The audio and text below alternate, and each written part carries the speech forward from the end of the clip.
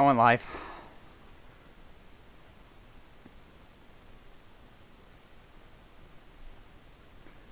Perfect. We are live here for the Daytona 500, the great American race. Finally, we're here at Speed Weeks to pretty much settle out our final races here. I've completely lost track of myself. Anyways, here is your top 10 going into the Daytona 500. It's going to be Tim Richmond on the pole, Sterling Marlin 2nd, Dale Earnhardt 3rd, Bill Elliott 4th, Darrell Waltrip 5th, Harry Gant 6th. We have Richard Petty 7th, Rick Mast 8th, Kenny Wallace 9th, and Phil Parsons will round out the top 10. Now, speaking of Kenny Wallace, he's one of the many storylines coming into this race. What's going to be a very heated Rookie of the Year battle between him and a very fast Jimmy Hensley. Also, our pole sitter here, Tim Richmond, trying to bounce back from what was a very underwhelming 1991 season. Here's the command for today's race, the Daytona 500. Gentlemen, start your engine!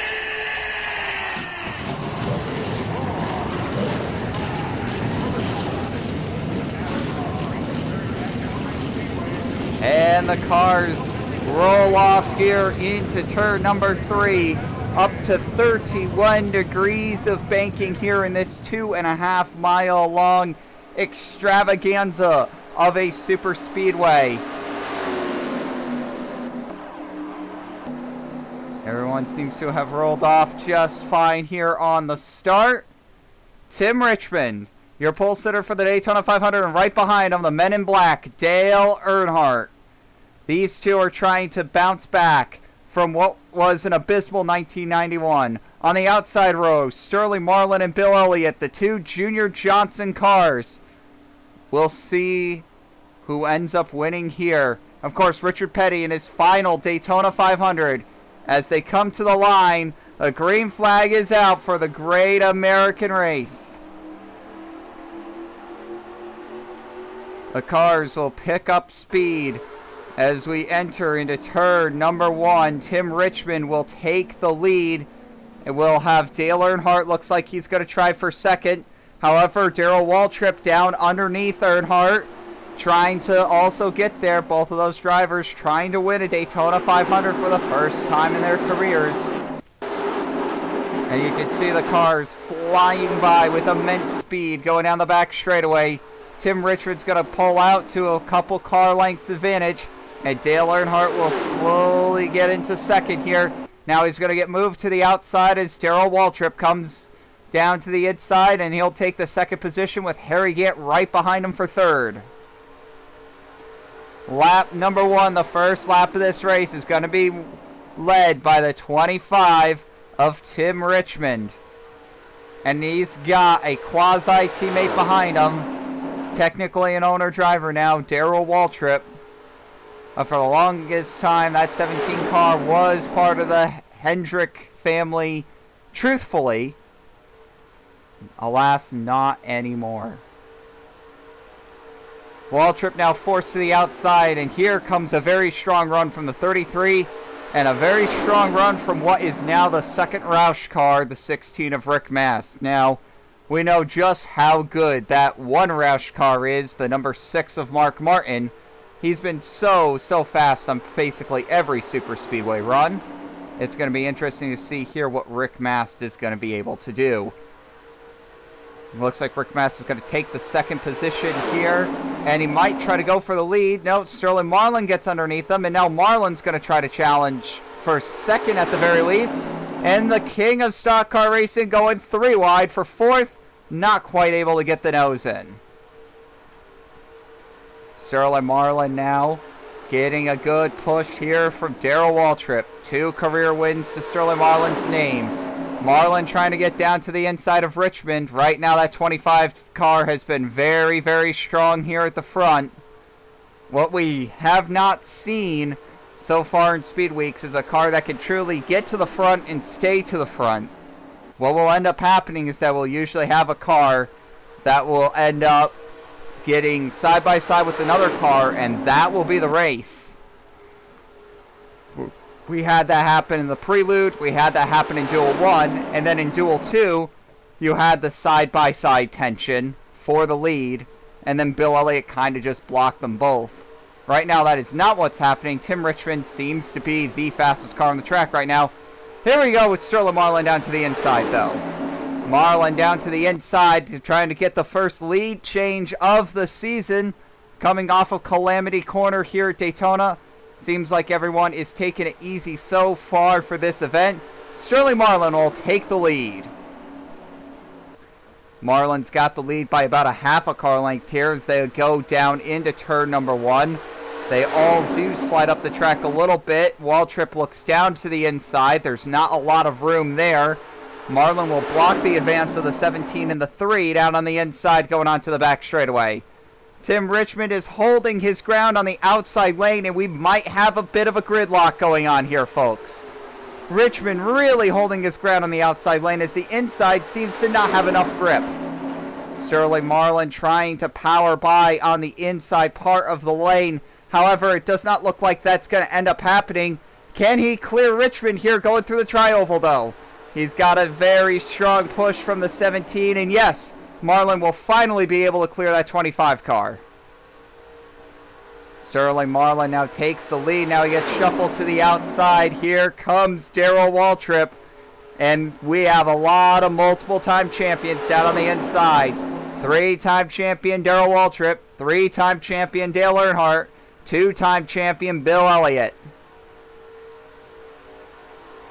Bill Elliott, of course, now driving for the legendary Junior Johnson. This is the team to absolutely be on. The flagship team of NASCAR. You talk about at least from the mid-70s to the late 80s. This was the flagship team. Junior Johnson hasn't fallen. I mean, he's sort of fallen off of a championship winning cliff. But, I mean, Jeff Bodine held down the fort for a couple years. And Terry Labonte didn't do bad for the quick stint that he was in the car. So, no, maybe not bad. But Bill Elliott, I think that we're going to see a resurgence of this 11 team. He's just too good.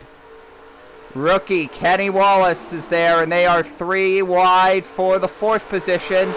As here comes Texas Terry Labonte in a brand new Ford Thunderbird in that 94. Him and Billy Hagan, they were Oldsmobile last season. They actually jumped off the Oldsmobile bandwagon and went to Ford. And it seems to be paying off here. Texas Terry Labonte to take the 2nd position away from Kenny Wallace and Dale Earnhardt. And now he goes up high. Here comes Ted Musgrave down low. And Kyle Petty is right behind him in the 42. Ted Musgrave got an extremely good run coming off the turn. He might actually be able to beat Elliott going into turn number 3. Him and Kyle Petty are... Wow, these guys are going really fast. Here we go. The 55 will clear the 11. And Ted Musgrave will be your leader. Oh, wow. Bill Elliott came within inches. Not even an inch. Fractions of an inch away from that wall coming off of turn number 4. But it looks like he's clear. And now Ted Musgrave will just be there in the lead. Kyle Petty will drop back to 2nd. And now here comes Lake Speed. He's going to drive down to the inside. He's going to get the 2nd position. Can he get the lead coming off of turn number 2? He's on the inside of Ted Musgrave now. He's getting a good push by Rob Moroso and Mr. Excitement Jimmy Spencer all down on the inside. Ken Schrader and Darrell Waltrip also there. 83 slips up a little bit. Lake Speed should be able to lead this lap. I think he will. He'll keep the 20 blocked. He's got to watch he doesn't fall into the sucker hole. He does not. And the 83 is going to lead that lap. We're now 10 laps into the Daytona 500. Right now, your leader just now taken over. Rob Moroso in the 20. He will take the lead coming off of turn number 2. And now down onto the inside, Jimmy Spencer in a whole gang of GM cars pushing each other right past the Oldsmobile. Yep, Spencer, Schrader, Waltrip, and Wallace. Kenny Wallace, that is. All down there. Now Schrader, a very, very good super speedway racer, mind you. He will get Spencer out of the way, coming to the line. Schrader will lead the lap. Darrell Waltrip's right behind him.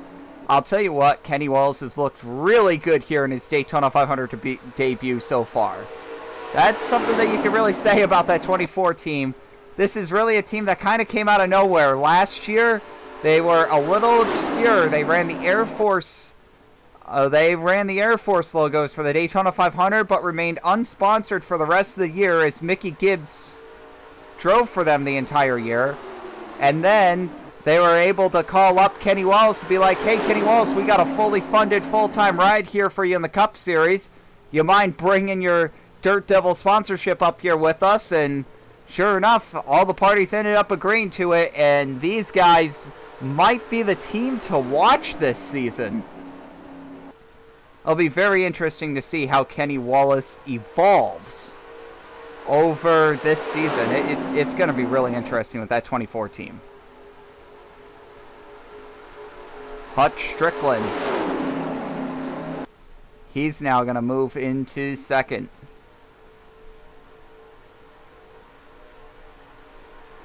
And right behind him, Morgan Shepherd will move into third for the legendary Wood brothers.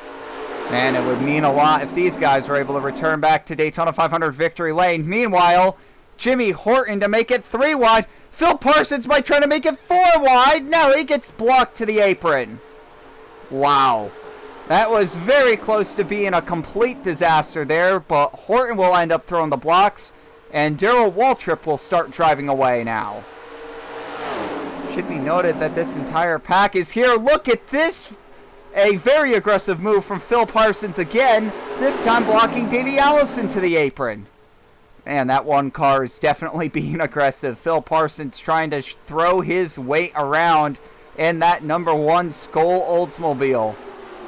Has not worked out for him thus far, though. Davey Allison trying to charge hard in his number 28 Haviland Ford. He's going to slide up the track. Here comes Richmond down to the bottom. And how about Jimmy Horton running in second place right now? I don't think anybody had their money on this car being anywhere near the front, but this is plate racing at its finest, folks. You see cars towards the front you wouldn't normally see. No exception. And now the circle of life is going to be complete. Here comes Tim Richmond back to the front, and he's got a lot of his friends with him. Look at this name talent on the inside lane. Defending champion Rusty Wallace, Harry Gant, Ricky Rudd, Bill Elliott, Terry Labonte, Alan Kowicki. Like, everyone down there is either a champion or very close to being a champion at one point. You gotta remember, the 1984 points battle actually ended up being very close. Gant finished in second, and Terry Labonte finished in third. Like, both of those guys did very well in 1984. They've still both been trying to recapture that glory since then. Oh, wow, Gant got loose. Wow, I don't know if that was a mistimed push from Ricky Rudd there or what ended up happening, but Harry Gant got really loose there through turn number 2. He's able to gather it back up, though, and he's going to take the lead going down the back straightaway. Harry Gant to the lead, and now Gant's going to slide up the track, and here comes the 26 to the inside. Ricky Rudd trying to win the Daytona 500. Coming off of turn number 4, he will lead lap number 15 at this track. And now here comes Elliott. And I don't think anybody wants this car anywhere near the front. Everyone's kind of still traumatized from the mid-'80s when we still weren't running plates on these cars, where Bill Elliott would just literally drive away from the pack. He was just so strong. So strong. And here's Elliott, once again, just driving away. And there goes the 11 down to the outside. Terry Labonte here. He's going to cross the line.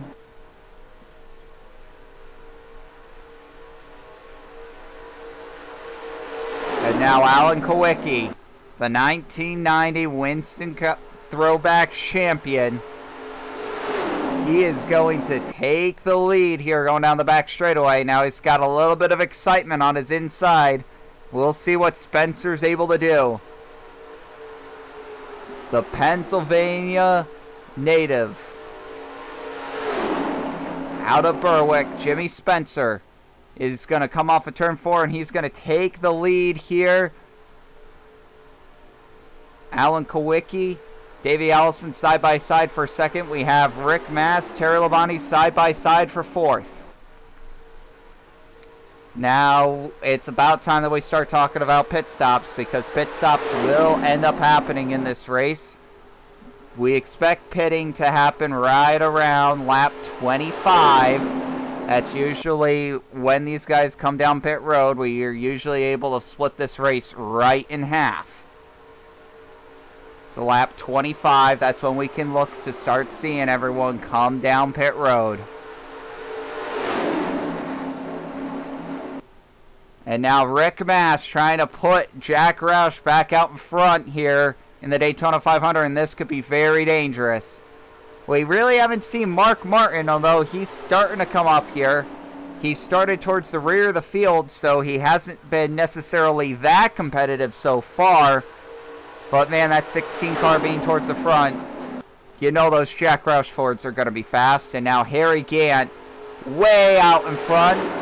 And we might have teammates out in front, as here comes Phil Parsons as he's going to try to figure out how to get around the 32. Yep, you have the Jackson brothers here. The one and the 33. They're not the same. They're not the same owner per se, but they are effectively teammates. Oh, 16 in the wall. 16 hard in the wall off of turn 4. That might kill his car. That might kill his day. Never good to see. Rick Mast hard in the wall off turn 4. Now here comes Darrell Waltrip. He's got around Parsons. He's going to get around Horton. Can he get up to Gant? Gant's there. For right now, he's not able to get past Harry Gant. Waltrip now down to the inside trying to get around Gant. He should be able to do that, and he's going to have to block a hard swerving Ernie Irvin behind him. A very aggressive driver in his own right there is the number 4 Kodak Chevrolet, number 4 Ernie Irvin. A fantastic super speedway, and who's honestly turned into a very good intermediate track ace as well. Seems to do very well when we go to those 1.5 miles. Sterling Marlin now drops down to the inside of the 4. Marlin to the inside of Ernie Irvin.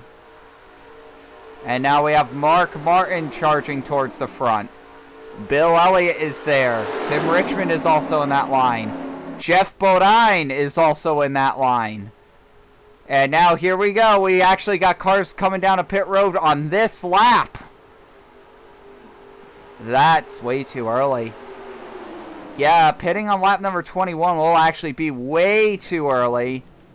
As you can see, cars are just very, very chaotic getting on pit road there, breaking up that pack. We'll see how that ends up playing out, because nobody will be able to make it on one stop from lap 21. Yeah, you got to make it to about lap 25 in order to get there. Now, the duels and the prelude were both 20 laps, and there was nobody running out of fuel, and nobody going on a pit road. So we're pretty much certain we're going to get to lap 25 today as Ernie Irvin gets into the wall. I think Jimmy Horton got a little bit of it as well, as more cars peel off. You got to figure that the 22 and everyone else that's staying out right now, you got to figure they're playing to try to make this on one stop. If we get a caution, we should be able to get everyone there to make it on one stop. And cautions here at Daytona are actually quite rare. Despite the pack racing, everyone seems to play nice at this track.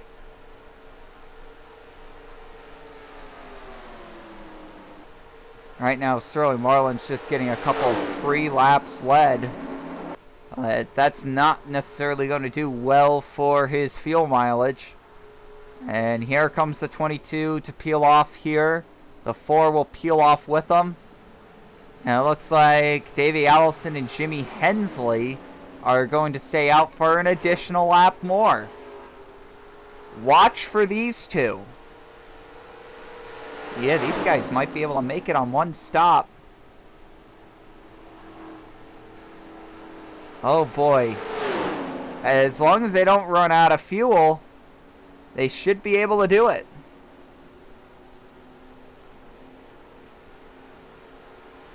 We have seen people run out of fuel before, and it is definitely heartbreaking when it happens. We'll see how everyone cycles back once we get everyone underneath the same umbrella. The 28 and the 66 will now come to pit road. As we now gotta figure out, well, who is going to be where. I am going to imagine that this 9 car is going to be your leader. We'll find out. Mark Martin just passed all of them, so maybe not. Stanley Smith here in the 49. Remember, he had an engine expire in the duels, had to start all the way from the rear. He's up here now.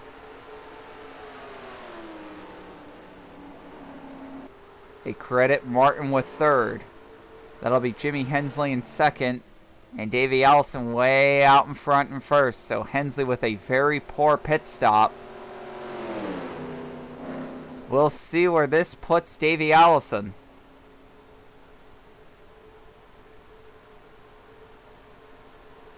Davey should be able to make it from here. I don't know about anyone else, but Davey should be able to make it.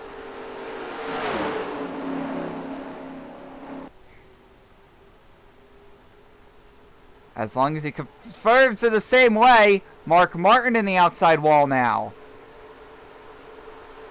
Allison throws the block, and he's actually going to maintain the lead. So after all the pit cycling, it looks like the 28 car is going to be your leader. Alright, so there we go. Let's see who's up here in this front pack. We got Davey Allison, Bobby Hamilton, Sterling Marlin, Bobby Hillin Jr., Michael Waltrip, Mark Martin, Phil Parsons, Tim Richmond, Ted Musgrave, Jeff Bodine, Stanley Smith, and Kenny Wallace. A tidy little 11-car pack. 12-car pack now that they're going to catch Eddie Bierschwell here. He is a lap down. And your leader of the Daytona 500 is now going to be Bobby Hamilton, the man who got his gig here in NASCAR as part of filming for Days of Thunder. Be his first race. Not a big deal though. Bobby Hamilton now driving that number 68 Country Time Lemonade Oldsmobile. And how about this? Bobby Hillin Jr. No sponsors on that car. A blank car for this race, but they've got that car tuned in obviously really well for the long tracks. And Bobby is a very good super speedway driver, so we'll see what ends up happening here. Now, it does not necessarily mean that your Daytona 500 winner is going to come from this pack. Absolutely not. Absolutely not. We've got this pack back here. We'll see what they're able to do. These guys can run them back down. And they're honestly not that far behind. Maybe only 3 seconds tops. So if these guys battle a lot, and right now they're battling a lot, could get very interesting. One thing we haven't seen so far is cars getting stuck side by side. We haven't seen any of that to this point. We'll see if that ends up changing.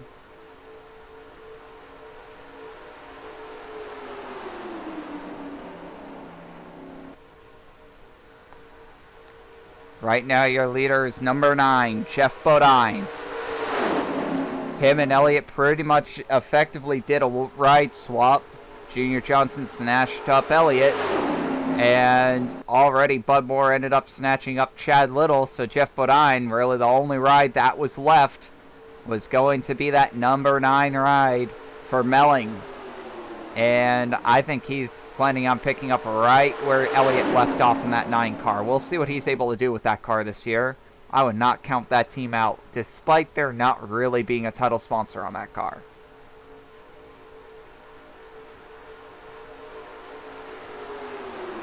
Ted Musgrave now to the lead. This will leave 21 laps to go in this race. Now, we've never had a rookie win the Daytona 500. No one's ever won the Daytona 500 in their first career start. No one's well, this would be his first career start too, but nobody's ever won the Daytona 500 on their first attempt. It has not, well, there's, in the early days, I think Mario Andretti actually did it, but for full-time drivers in the modern era, it hasn't happened.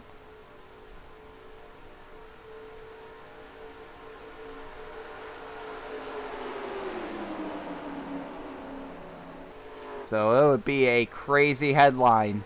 Imagine if these guys end up winning the Daytona 500 and the near $1 million purse that goes along with that.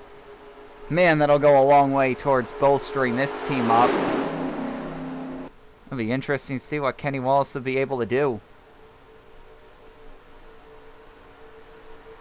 And now here comes Stanley Smith in the 49. There you go. And now down to the inside, here comes Mark Martin. Martin now to the lead.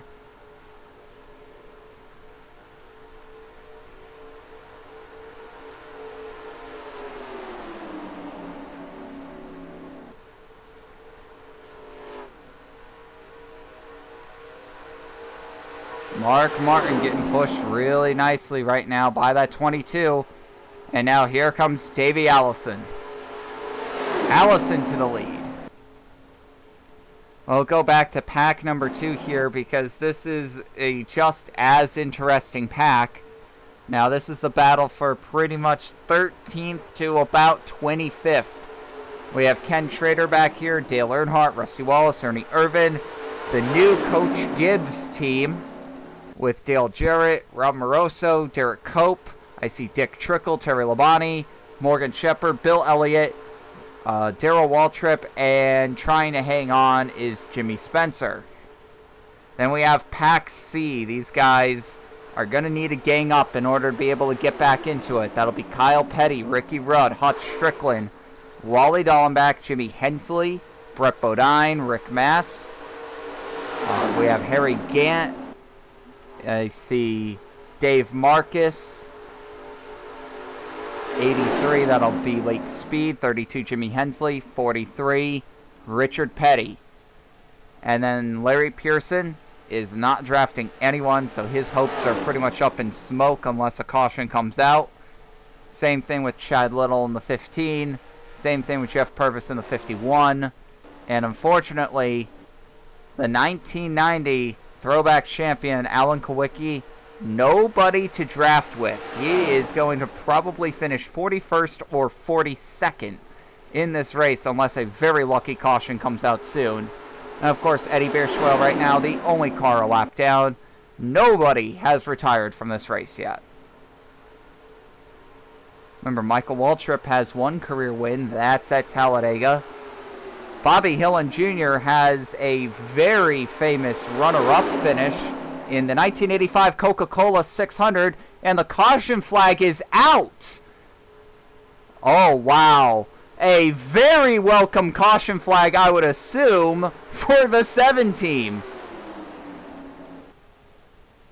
We have a crash down the back straightaway, and it looks like Morgan Shepherd was involved. We'll see what ended up happening here, folks, as we have our first caution of the year.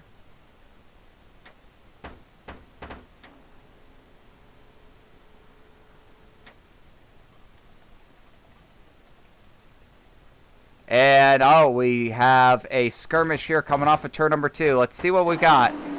Oh, wow, we've got cars under a blanket. 3 wide, about 3 rows deep here. And it looks like, oh, wow, Elliott trying to be a little too aggressive here and trying to make it 4 wide. And it just doesn't work. Yep. Cope gets turned. Ooh. 21 gets a little bit of it, and so does the 2. Other than that, I don't think anyone really got that bad of an impact. 18 might have gotten involved a little bit. On board, Dale Earnhardt for this.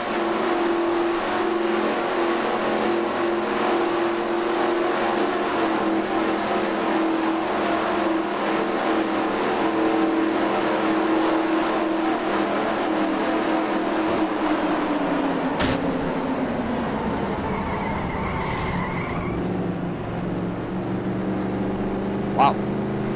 Great job by the 3.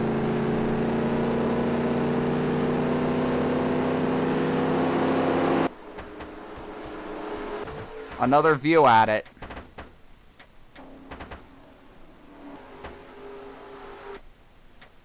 So we'll go in slow motion here. You'll see that these 2 are going to get together. The 21 and the 18, they're going to get together here coming off this turn. And, yep, Derek Cope gets turned. 21 goes into the wall. And that's about the end of that camera angle. Now, here we go. We can see the cars sliding here. And the 21 getting hit by the 2.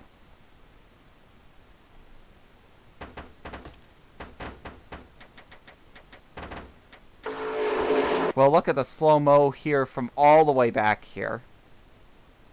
You can see, man, Del Church barely squeaking by here. I don't even think he really got hit. Let's follow the 18 through that one more time, because that would be something incredible. I'm pretty sure he does not get hit at all here. Just the minor damage from them going 4 wide. Yeah, just the damage from the 21 coming up on him.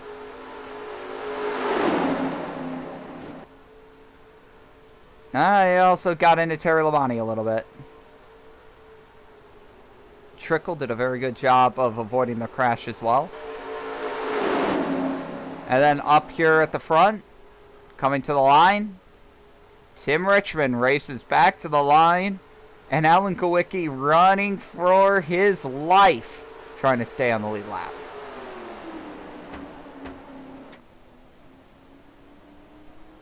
So, the leaders have now all pitted, I would assume.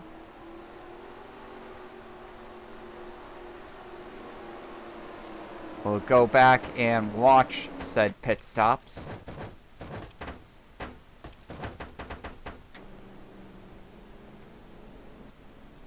And sure enough, yeah, everyone's going to come down pit road. Everyone's got to come down pit road here.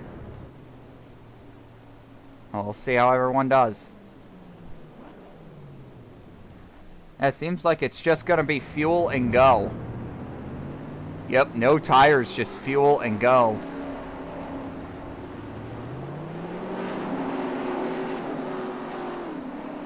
Whoa! Oh my good lord. Kenny Wallace, massive contact on pit road for him.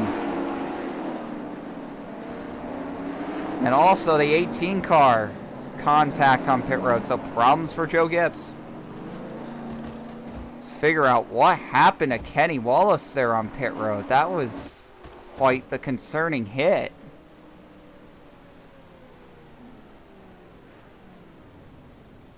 So he's able to get to his pit road.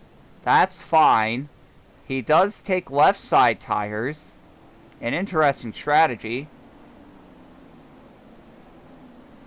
Waiting to get fuel, waiting to get fuel, waiting to get fuel. He pulls out and just gets clobbered by the 9. Wow.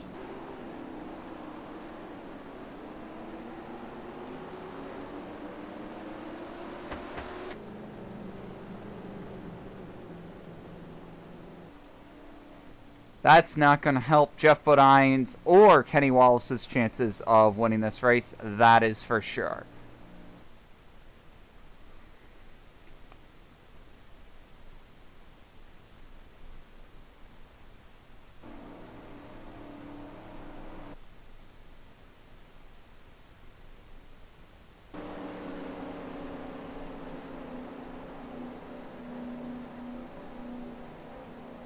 Pace lights are now off, as we should have a double file restart here. I believe the 31 and the 10 are going to line up both on the inside lane. The 10's actually still stuck on pit road, so it should be just the 31 then. Only one car to line up on the inside. Everyone else is on the lead lap. As I try to find Jeff Bodine, is he even on the track?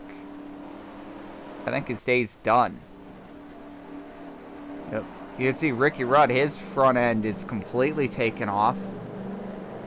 That must have been part of that skirmish on pit road. And yeah, the 9's gone. So, Jeff Bodine is out. So that will leave 39 cars on the lead lap. And no more worrying about pit stops here, folks. It's going to be a battle right to the end. A 12-lap shootout to determine who's going to win the Daytona 500. A near $1 million check. And one of the 4 races in the $1 million championship. Remember, if you win 3 out of the 4, Daytona 500, Winston 500, Coca-Cola 600, and Southern 500, you win 3 out of those 4 races in one calendar year, it's a $1 million bonus check. Some people have done 2. A lot of drivers have done 2. Nobody has ever done all 3. Pace cars going to roll down on a pit road, and the green flag is back out here from Daytona.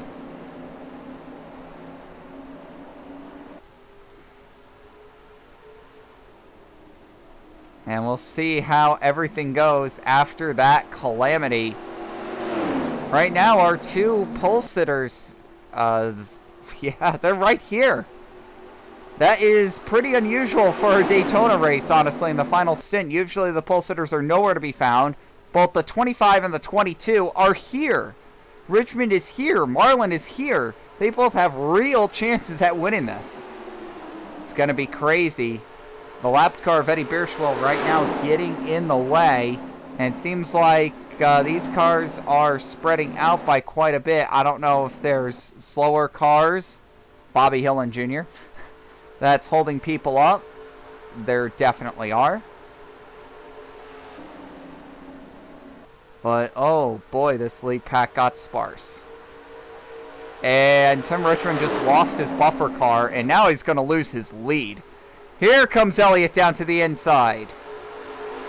10.5 laps to go. Elliott is your leader. The unpredictable outcomes of these restrictor plate races and the mentality that absolutely anyone can win these races at any given time is really holding true right now. Michael Waltrip trying to cement himself as a super speedway ace. Stanley Smith trying to win his first career race ever. You have Bobby Hamilton also trying to win his first career race. We have many people that are trying to get redemption stories. Harry Gant, if he wins, will not just be the oldest Daytona 500 winner, but the oldest winner in NASCAR, period, at the age of 51. That is really remarkable. 52, rather. He is 52 years old now. Blimey. Anyways, here comes Allison down to the inside, and Davey Allison, definitely one of the favorites for this race. He's going to check into the lead, and folks, I think you've got our ending battle here.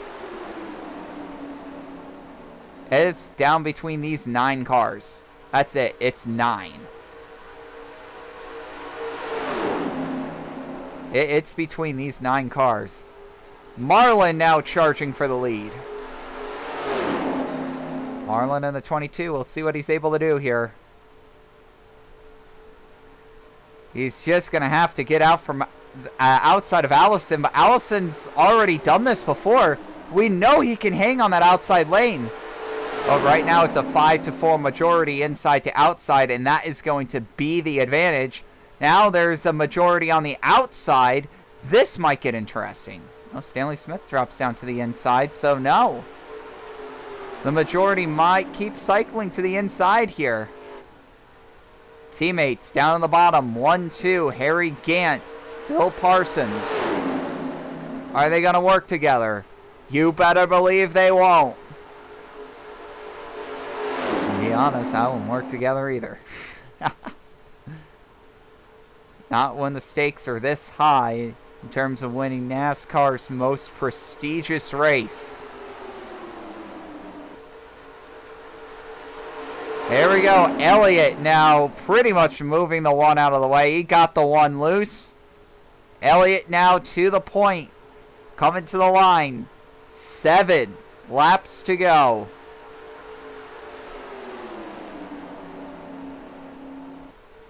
And now Tim Richmond ducking to the inside. Not going to happen. Stanley Smith in the 49 is now there. Stanley Smith is going to try to go for the lead. And it's entirely possible that one of these slower cars can end up, or at least historically slower cars. Remember, if Stanley Smith can pull this off, what a comeback story this would be. He loses his sponsor, loses his manufacturer, has to get a new sponsor, a new manufacturer, blows his engine in his duel race, and then comes back to win the Daytona 500. What a story that would be if Stanley Smith can pull this off. And now I think we might have a struggle here. Oh boy, inside outside might be perfectly lined. No, Allison jumps down to the inside to make it 3 wide. Wow, Davey. Davey making a great move. That's something that a lot of people have been scared of, making it 3 wide. Elliott made it 4 wide, and you can see that that ended up benefiting him. He was able to escape the calamity of 4 wide, even though he was the one that caused it. Hey, sometimes risks end up paying off, and right now that paid off big time for the 11. Now we have the 8. Oh, wow. Very slow car in the 52 of Bobby Hillin. Yeah, he must have been really involved in an incident. And wow, no one's able to get around the 52. 5 to go. It might be between these two. Oh boy. That might have decided the Daytona 500. We'll find out. That may have just decided the Daytona 500 between Davey Allison and Michael Waltrip. Dale Jarrett, he's 1 lap down on the inside. Coach Joe Gibbs and his car going a lap down in their debut race. Not the greatest look. Shows you just how hard it is to start a team here in the throwbacks. 4 laps to go. When and will Michael Waltrip make his move? Is he just sitting there waiting? Or is it the fact that he can't compete with that 28 and he's got to stay sucked right to the back of him? Well, you know that Michael Waltrip, he's a smart guy. Oh, well, that confirms it right there. Waltrip down to the inside. Oh, boy. Side by side for the lead. This is not going to pay off very well, especially if they're going to be side by side for the next 3 laps. They're going to get ran down. We'll see what happens. The slow car of Kenny Wallace is now going to be in the way. Wallace is going to get in the way of the 30. And that sort of equalized things. And now Davey Allison, he's out too far. Yeah, Allison might be cooked to roast here. They're going to catch him coming to the white flag lap. He's going to have this entire lap to himself. And then on the white flag, he's going to have to pull one monstrous block. And if he could do it, he might be able to get the win. I just don't think he's going to be able to do it. He's too far ahead. Oh, the move's coming much sooner than that. Here we go to 2 laps to go. Here comes Waltrip. Waltrip down to the inside of the 28. He's going to get there. Michael Waltrip to the lead in the Daytona 500. Michael Waltrip trying to win his second career race in that number 30 Bahari Racing Pontiac. And right now he is in control, but he's going to have to hold off 2 very fast Oldsmobiles behind him. What will Michael be able to do? He's going to have to hold off Phil Parsons and a hard-charging Harry Gant. If they mess up, both of the Junior Johnson cars are in play. White flag. Phil Parsons is able to get underneath Michael through the tri-oval. And here we go. Harry Gant moves up to the outside as Elliott sneaks underneath Gant. Phil Parsons side by side with Michael Waltrip. Waltrip's going to get a huge push from the 33 here. Going down the back straightaway. It's going to be a very critical turn number 3, but I think the 1 has it. Phil Parsons, there we go. Harry Gant's going to slide underneath the 30. Can he get around his teammate, or is he going to push his teammate to the win? The 33 jumps down to his inside. Gant trying to become a repeat winner in the Daytona 500. He can't do it. He will hold off, and Phil Parsons is going to complete the Jackson Brothers 1-2 in the Daytona 500. Wow. Phil Parsons and Harry Gant will hold off a hard-charging pack, and they will finish 1-2. Harry Gant, I thought he was going to go for the win. Instead, he holds off the charge from Elliott, and he just ensures the 1-2 finish. What a finish. Phil Parsons is your Daytona 500 winner. With Harry Gant in second. Well, you can see the final results here on your left-hand side. That is going to conclude our coverage here for the Daytona 500. We'll see how the points are. And you can see the points are such that Phil Parsons, he is going to be your points leader. Wow. That is not how I thought that race was going to end up, but that is just crazy. How did Larry Pearson get a top 10? Wow. He was completely off. He was completely out of the pack. But anyways, that will conclude our coverage for the Daytona 500. Tune in next time for the GM Goodwrench 500 at The Rock. We'll see you.